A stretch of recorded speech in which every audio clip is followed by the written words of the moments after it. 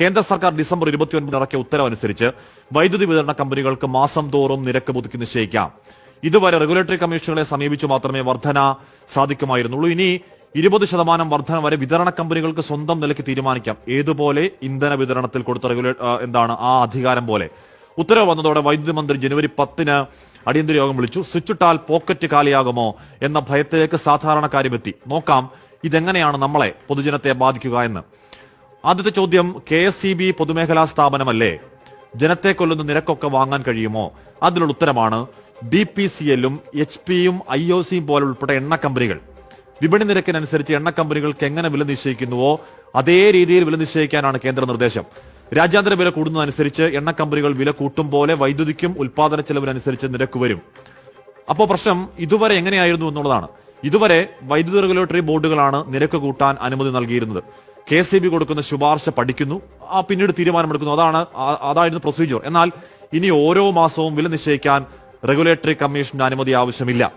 ഒരു മാസം 20% കൂടുതൽ വർധന വേണമെങ്കിൽ മാത്രമാണ് ഈ അനുമതി ആവശ്യമുള്ളത്. അങ്ങനെയെങ്കിൽ സംസ്ഥാന KSEBക്ക് നിരക്ക് കൂട്ടേണ്ട എന്ന് തീരുമാനിക്കാൻ കഴിയുമോ? നിരക്ക് കൂട്ടേണ്ട എന്ന് തീരുമാനിച്ചാൽ KSEB മറ്റൊരു KSRTC ആകും. അങ്ങനെ സംഭവിക്കാതിരിക്കാൻ സർക്കാർ താങ്ങാൻ പറ്റാത്ത സബ്സിഡി കൊടുക്കേണ്ടിയും വരും. ഇപ്പോൾ തന്നെ കൊടിയ നഷ്ടത്തിൽ ഓടുന്ന സംവിധാനമാണ് KSEB-യും.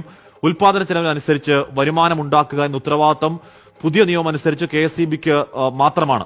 ഇത്രകാലം റെഗുലേറ്ററി കമ്മീഷനെ ചാരി നിന്നെങ്കിൽ ഇനി അത് കഴിയില്ല എന്നാണ് അതിന്റെ മലയാളം. ഇനി ഇതെങ്ങനെ കേരളത്തെ ബാധിക്കും എന്ന് നോക്കാം.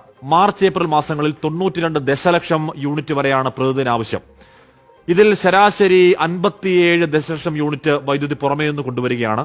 ആവശ്യത്തിന്റെ പകുതിയിലേറെ എന്ന് പറയാം. ഇതിൽ 29 ദശലക്ഷം യൂണിറ്റ് കേന്ദ്ര വിഹിതമാണ്. ബാക്കി പല പല കരാറുകളിലൂടെ വാങ്ങുന്നതാണ്. ഇപ്പോൾ വാങ്ങുന്ന 57 ദശലക്ഷം യൂണിറ്റ് വൈദ്യുതിക്കും ഇനി നൽകേണ്ടി വരിക വിപണി വിലയാകും. ഈ വിലയ്ക്ക് വാങ്ങിയാൽ സ്വാഭാവികമായും ഉപഭോക്താക്കളിൽ നിന്നും അതനുസരിച്ചുള്ള വില ഈടാക്കുക അല്ലാതെ മറ്റു മാർഗമില്ല എന്ന് വരും. പാചകവാതക സിലിണ്ടറിന് മാസാമാസം വില കൂട്ടുന്ന അനുഭവമാണ് വൈദ്യുതിക്കും ഉണ്ടാവുക. കൽക്കരിക്കൊപ്പം വില റോക്കറ്റ് പോലെ ഉയരുകയാണ്. ജലവൈദ്യുത പദ്ധതികളൊന്നും ഇനി പ്രായോഗികമല്ല. അതുകൊണ്ട് വരാൻ പോകുന്നത് ഇരുട്ടടിയല്ല, ഹൈ ടെൻഷൻ ഷോക്ക് തന്നെയാണെന്ന് കാര്യമറിയുന്നവർ മുന്നറിയിപ്പ് നൽകുകയുമാണ്. നേരത്തെ പറയും പോലെയാണ് കാര്യങ്ങൾ. നമ്മൾ പറഞ്ഞില്ലേ, ആഗോള ഇന്ധനവില കുഴിയിൽ കിടക്കുന്നു. അതിന്റെ നയാ പൈസയുടെ പ്രയോജനം കിട്ടുന്നുണ്ടോ ഉപഭോക്താവിന്? ഒരൊറ്റ രൂപ കൂടി നോക്കട്ടെ അവിടെ, അത് നിരട്ടി നമ്മുടെ ഇവിടെ കൂടും. പിന്നെ അടിക്കടി സപ്പോസ് പ്രൊവൈഡഡ് ഇലക്ഷൻ, രാജ്യത്ത് എവിടെയും ഇലക്ഷൻ ഇല്ലെങ്കിൽ മാത്രം ഇങ്ങനെ കൂടിക്കൊണ്ടിരിക്കും.